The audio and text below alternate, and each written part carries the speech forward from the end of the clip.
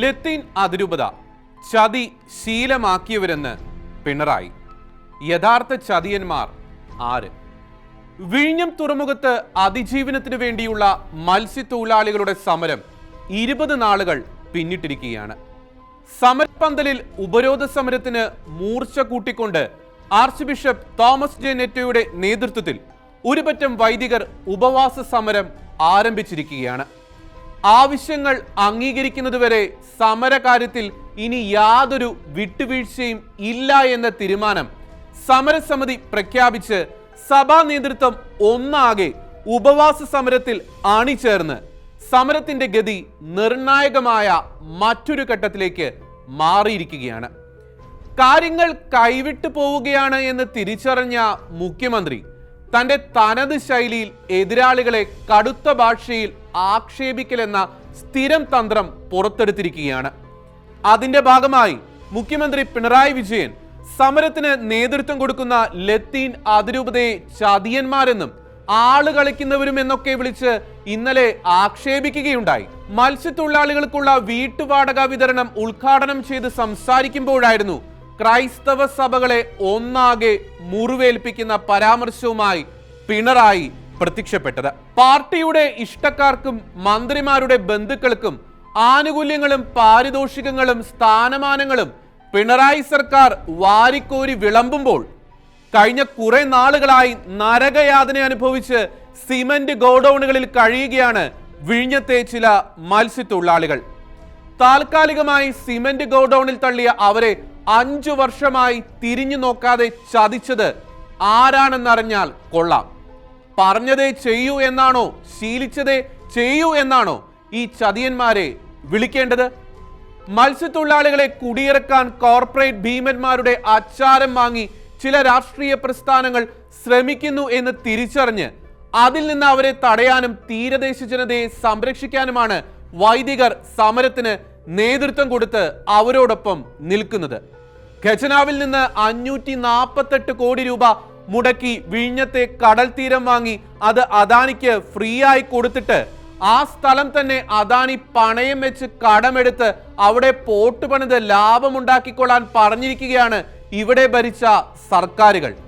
അതിന്റെ പേരിൽ മത്സ്യബന്ധനം ഉപജീവന മാർഗമായി കണ്ട് കടലിന്റെ തീരത്ത് ജീവിക്കുന്നവരെ കുടിയിറക്കി വിടാമെന്ന പിണറായി സർക്കാരിന്റെ പദ്ധതി അത്ര നല്ല കാര്യമായി ലത്തീൻ സഭാ നേതൃത്വത്തിന് തോന്നാത്തത് കൊണ്ട് തന്നെയാണ് അവരതിനെ എതിർക്കുന്നത്.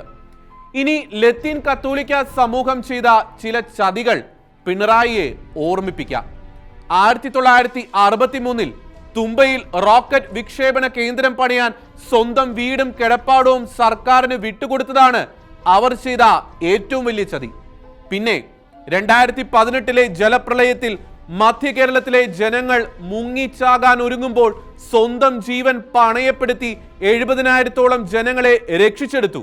അത് അവർ ചെയ്ത രണ്ടാമത്തെ വലിയ ചതി. പിന്നെ വോട്ട് ബാങ്കുകൾ കാട്ടി ഒരു സർക്കാരിനെയും സമ്മർദ്ദത്തിലാക്കാതെ ക്രൈസ്തവ സഹജമായ അച്ചടക്കത്തോടെയും സ്നേഹത്തോടെയും തികഞ്ഞ പൗരബോധത്തോടും കൂടെ അവർ ഇവിടെ ജീവിക്കുന്നത് മറ്റൊരു ചതി.